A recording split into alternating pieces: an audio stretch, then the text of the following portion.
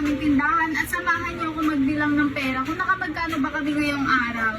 Tara, ipapakita ko muna sa inyo ang aming tindahan. Ito ang aming counter at doon pumapasok yung mga customer. May nagpabuo po sa atin. Magkano po? 1,300. Bibilangin natin.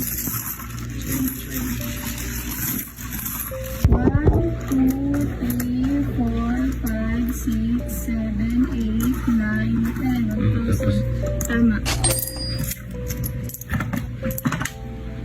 1,300. Bilangin na natin yung ating mga kung nakabagkano ba tayo ngayong araw. So, dito muna tayo sa 100. 1, 2, 3, 4, 5, 6. 600. Tapos, meron tayo dito isa 50. 1, 2, 3, 4, 5, 6, 7, 8, 800. And then, dito tayo sa mga isang dito. 1, 2, 3, 4, 5, 6, 7, 8, 9. Kaya naka 9,000. 1, 2, 3, 4, 5, 6, 7, 8, 9,000. Bali sige, 10,000 ngayong araw. So, ito yung kita namin ngayong araw, guys. Tanghali pa lang.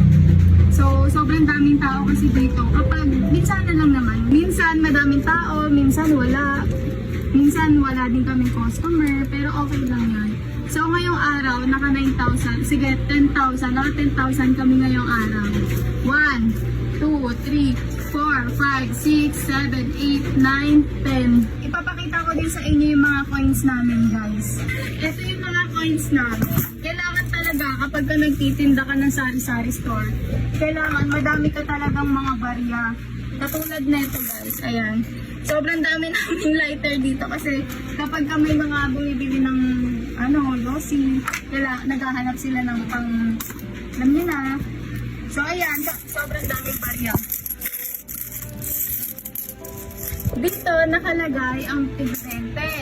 Dito, tagli-lima. Tapos ito, tig-piso. Kailangan hiwa-hiwalay sila para hindi kami malito.